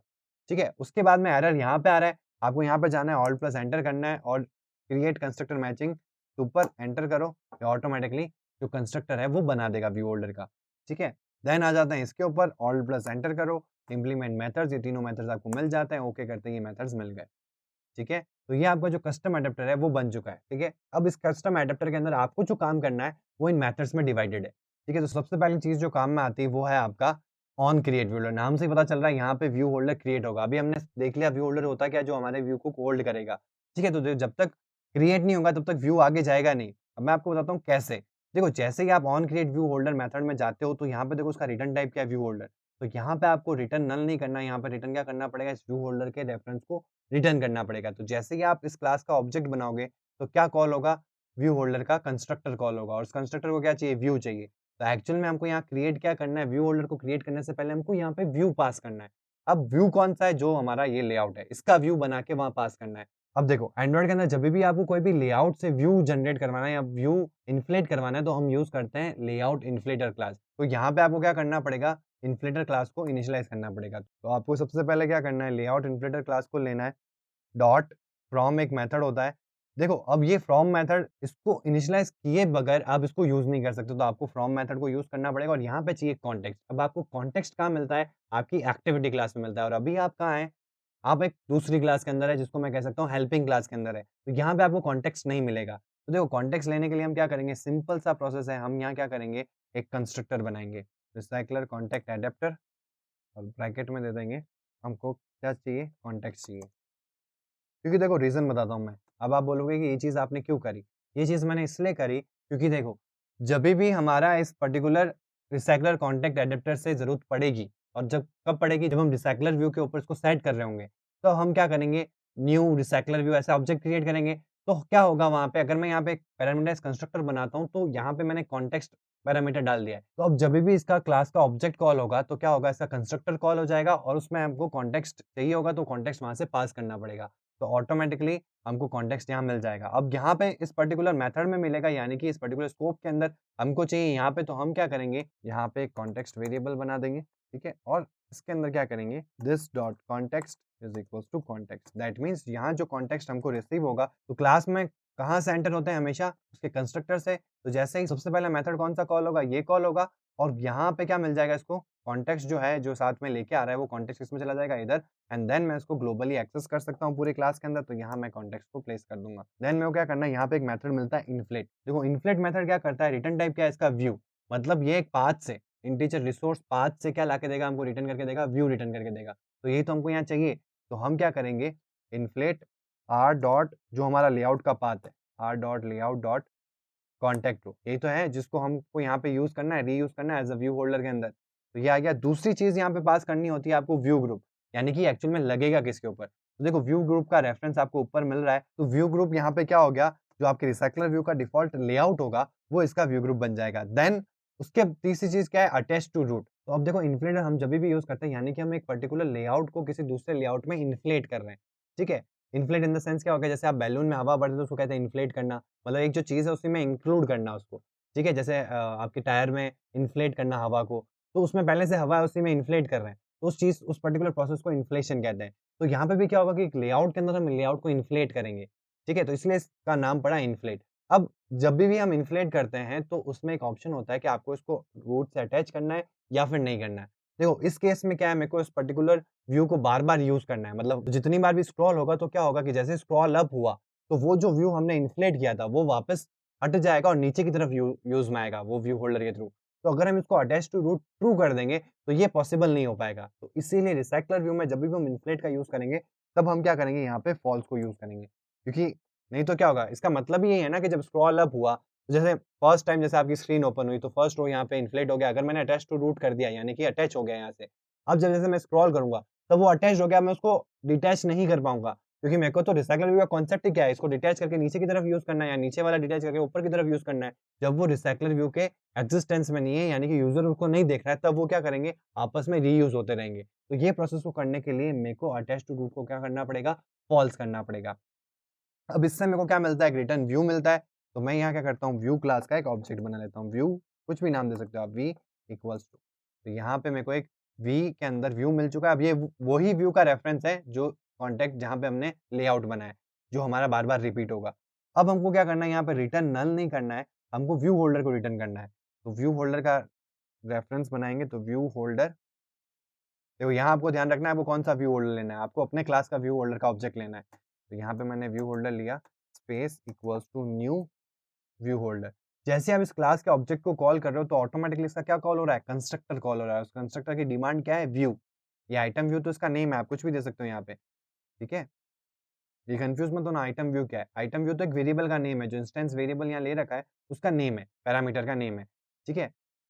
ये पर्टिकुलर क्लास है जिसका वो टाइप है। तो यहाँ पे क्या होगा, हमको व्यू चाहिए होगा, तो व्यू हमने बनाई है, तो इस व्यू को मैं आगे पास कर दूँगा, ठीक है? देखो बेटर है, ये सिर्फ़ मैंने एग्ज़ाम्पल लेके बताया था, बेटर है कि आप इनका पूरा नाम लें, ठीक है? तो ईज़ी रहेगा आपको समझने के लिए। तो मैंने यहाँ पे एक व्यू क्रिएट किया, व्यू को आगे पास कर दिया और यहाँ पे एक ही जगह मैं क्या करूँगा, आइटम व्यू या कुछ भी नाम दे सकता हूँ मैं, ठीक है? तो बेटर रहेगा कि आप आइटम व्यू ही यूज़ करें। कोई दिक्कत वाली बात नहीं है, आप कुछ भी वेरिएबल दे सकते हैं, वेरिएबल में कोई इश्यू नहीं है, ठीक है? तो ये प्रोसेस हो गया, हमारा व्यू होल्डर का ऑब्जेक्ट बन गया। अब हमको क्या करना है, रिटर्न व्यू होल्डर। तो ये हमारा जो क्रिएट व्यू होल्डर है, वो एग्ज़ीक्यूट हो गया। अब हम चलते हैं नेक्स्ट पार्ट के अंदर, क्योंकि यहाँ से रेफरेंस कहाँ जाएगा, व्यू कहाँ जाएगा हमारा, यहाँ पे जाएगा।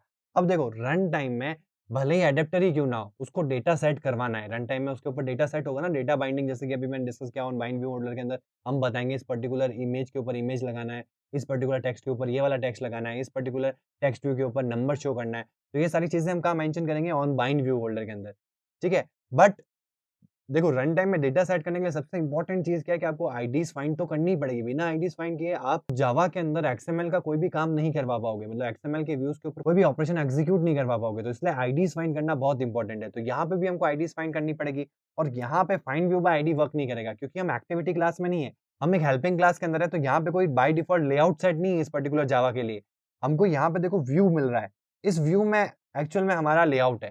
तो जैसे हम कस्टम व्यूज़ के अंदर करते हैं वैसा ही कुछ यहाँ पे करना पड़ेगा। तो सबसे पहले तो मेरे को जिनकी भी आईडीज़ फाइंड करनी है उनके वेरिएबल बनाने पड़ेंगे। तो टेक्स्ट व्यू लिया है मैंने 2 txt name and txt number, ठीक है? और एक क्या लिया है इमेज व्यू लिया है img कॉन्टैक्ट, ठीक है?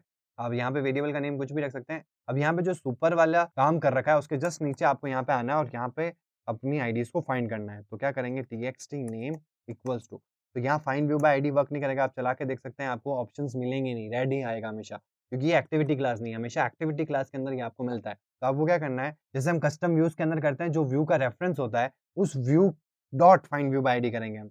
तो item view dot find view by ID r.id.txt name, ठीक है?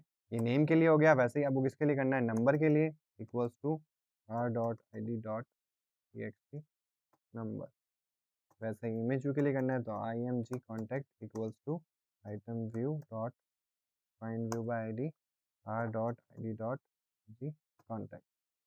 तो यहाँ पे आईडीज़ फाइंड हो गई। अब हम इस पे डेटा सेट कर सकते हो। डेटा कहाँ सेट होगा ऑन बाइंड के अंदर। नाम से समझ में आ रहा है ऑन बाइंड व्यू होल्डर। उसका रीज़न भी है। तो आप बोलोगे कि यार ये सारी चीज़ें ऐसे फिक्स्ड कैसे हैं? उसका रीज़न बताता हूँ। देखो यहाँ पे हमने क्रिएट क्यों किया? क्योंकि यहाँ पे देखो इसका रिटर्न टाइप क्या है व्यू होल्डर, यानी कि यहाँ पे हमको ऑब्जेक्ट को क्रिएट करके सेट करना है।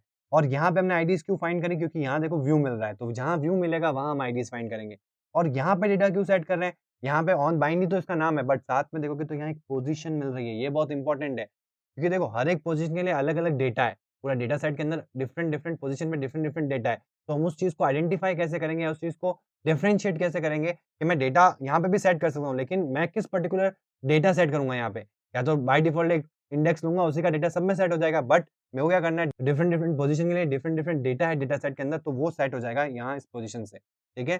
तो इसीलिए डेटा कहाँ सेट होता है? यहाँ पे। अब क्वेश्चन आता है कि आपके पास में डेटा सेट तो है ही नहीं, डेटा सेट आपने कहाँ बनाया है? मतलब अरे लिस्ट कहाँ बनाई है? यहाँ बनाई है। आपको चाहिए कहाँ पे? यहाँ पे। तो कॉन्टेक्स्ट कहाँ मिलता है आपको? मेन एक्टिविटी के अंदर। चाहिए कहाँ पे? इस एडेप्टर के अंदर। तो क्या करेंगे हम सिंपल सा यहाँ पे एक एरे लिस्ट, किस टाइप की एरे लिस्ट है वो? स्ट्रक्चर जो हमारा सूटकेस या मॉडल क्लास है, उसका नाम दिया था हमने कॉन्टेक्ट मॉडल। इसी टाइप का हमारा डेटा सेट है यानी कि एरे लिस्ट है, तो एरे कॉन्टेक्ट, ठीक है? ये भी मैं इससे मँगाऊँगा जब इस क्लास का ऑब्जेक्ट क्रिएट होगा।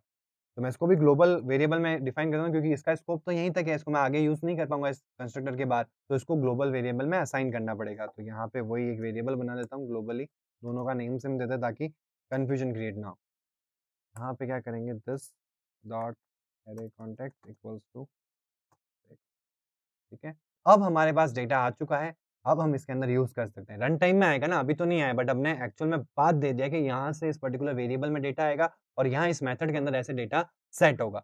तो अब यहाँ पे 2 चीज़ें इस मेथड में मिल रही हैं जो बहुत इंपॉर्टेंट है, एक तो होल्डर क्लास का रेफरेंस और एक पोज़ीशन।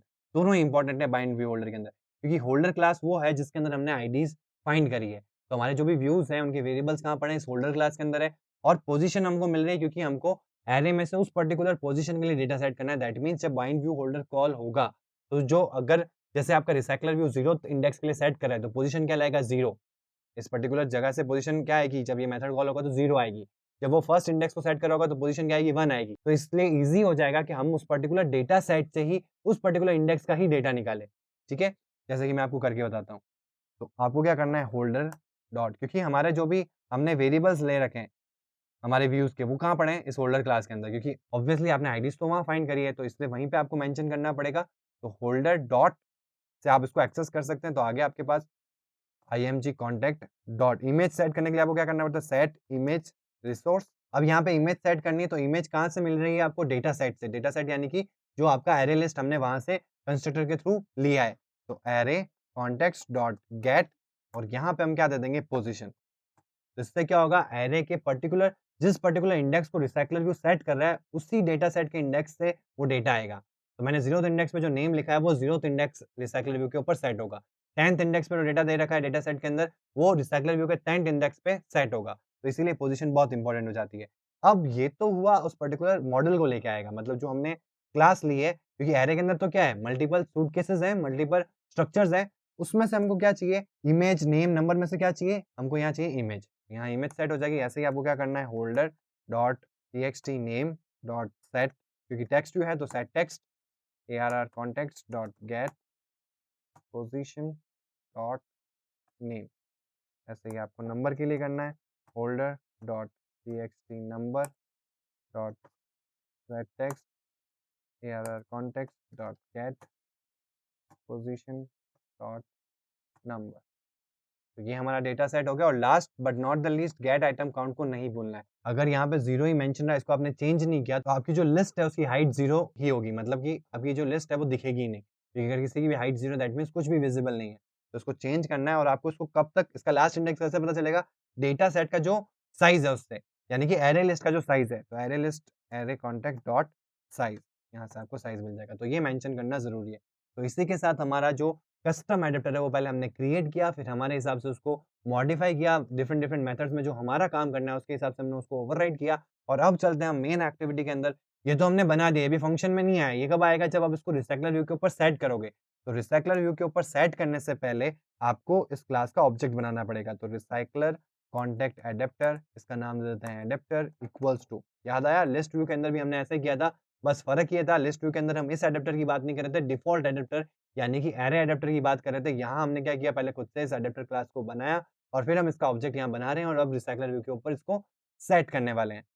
तो न्यू रिसाइकलर कॉन्टेक्ट एडिटर, जैसे आप इसको कॉल करेंगे तो उसका कंस्ट्रक्टर कॉल होगा और ये आपसे दो चीजें मांगेगा, एक तो कॉन्टेक्स्ट और एक एरे लिस्ट यानी कि डेटा सेट। तो यहाँ पे आप दोनों चीजें देते हैं, दिस कॉन्टेक्स्ट की जगह और एरे कॉन्टेक्स्ट जो आपने बनाया वो यहाँ पे। तो ये चीज का ध्यान रखना कि जब आपने डेटा सेट फिलअप कर लिया उसके बाद ही आप इस पर्टिकुलर क्लास के ऑब्जेक्ट को बनाओ, ठीक है। ये तो क्या होगा, अगर आपने इस लाइन को पहले कॉल कर दिया और डेटा बाद में सेट किया तो इस एरे कॉन्टेक्ट में जो जाएगा वो ब्लैंक चला जाएगा, मतलब कि एरे की जो साइज है वो 0 चली जाएगी। तो इस चीज़ का ध्यान रखना, जहाँ आपके सारे डेटा सेट हो चुके हैं या डेटा फिलअप हो चुके हैं आपके एरे के अंदर, उसके बाद में इस क्लास को कॉल करें ताकि जो फिल्ड अप आपकी एरे है वो चली जाए उस पर्टिकुलर क्लास के अंदर, ठीक है। अब हमको क्या करना है, recycler view dot set adapter और यहाँ पे इस एडेप्टर को कॉल कर देना है।